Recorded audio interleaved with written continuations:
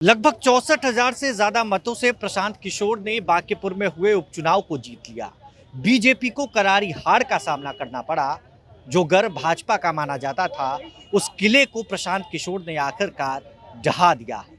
अब इसको लेकर महामंथन शुरू हो गया है। बिहार के मुख्यमंत्री सम्राट चौधरी बीजेपी की हार के बाद और बांकीपुर उपचुनाव को लेकर एक बड़ी बैठक करने जा रहे हैं। देखिए, बिहार के मुख्यमंत्री सम्राट चौधरी भारतीय जनता पार्टी कार्यालय पहुंच गए हैं और ये तस्वीरें हम आपको दिखा रहे हैं। और एक एक करके तमाम कार्यकर्ता, बूथ स्तर के कार्यकर्ता जो बांकीपुर उपचुनाव के चुनाव प्रचार में जुटे हुए थे, वो भी भारतीय जनता पार्टी के प्रदेश कार्यालय में पहुंच रहे हैं। और बिहार सरकार के कई मंत्री भी पहुंचे हैं, दिलीप जायसवाल और कई बड़े नेता जो हैं भारतीय जनता पार्टी से ताल्लुकात रखने वाले, वो एक एक करके पहुंच रहे हैं। और ख़ास तौर पर बात यह है कि बांकीपुर उपचुनाव में जो काम करने वाले कार्यकर्ता थे, जो प्रचार प्रसार में जुटे हुए कार्यकर्ता थे, उनको भी इस बैठक में बुलाया गया है। और बिहार के मुख्यमंत्री सम्राट चौधरी तमाम नेताओं से, तमाम कार्यकर्ताओं से फीडबैक लेंगे और जानेंगे कि आखिर इस हार के पीछे की वजह क्या थी।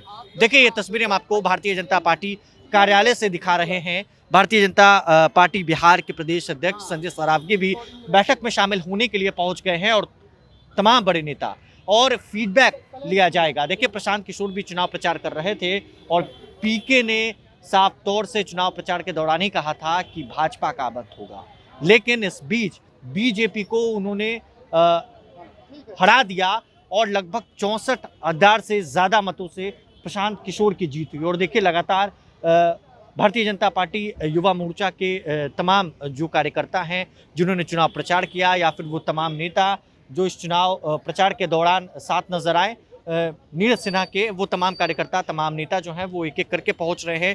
बिहार सरकार के कई मंत्री भी पहुंचे हैं और बिहार के मुख्यमंत्री सम्राट चौधरी भी पहुंच गए हैं। तो ये तस्वीरें हैं भारतीय जनता पार्टी की, और बीजेपी के तमाम कार्यकर्ताओं से फीडबैक लेंगे सम्राट चौधरी, हार की वजह जानेंगे। और देखिए, जो हारने का जो वो अंतराल है वो 19,000 से ज़्यादा मतों का रहा है। 19,000 से ज़्यादा वोट से पीके ने नीरज सिन्हा को हराया है। इस चुनावी मैदान में रेखा गुप्ता भी थी, जो राष्ट्रीय जनता दल की कैंडिडेट थी, उनको भी पीके ने हरा दिया, नीरज सिन्हा को हरा दिया। और सबसे गौर करने वाली बात यह है कि लगभग 20 सालों से जो नितिन नवीन है, भारतीय जनता पार्टी के राष्ट्रीय अध्यक्ष हैं, वो लगातार चुनाव जीतते हुए आए। उन्हें राज्यसभा भेजा गया, उन्होंने विधायक पद से इस्तीफा दिया और नीरज सिन्हा को कैंडिडेट बनाया गया। नीरज सिन्हा चुनावी मैदान में उतरे और उन्हें प्रशांत किशोर ने हरा दिया है।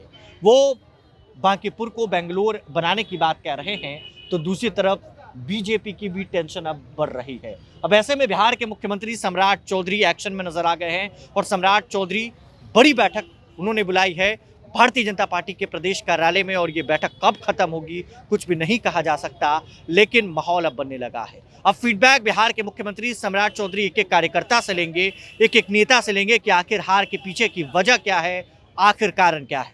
बने रहे प्रभात खबर डिजिटल के साथ। बहुत बहुत शुक्रिया। प्रभात खबर .com, विश्वास वही, रफ्तार नहीं।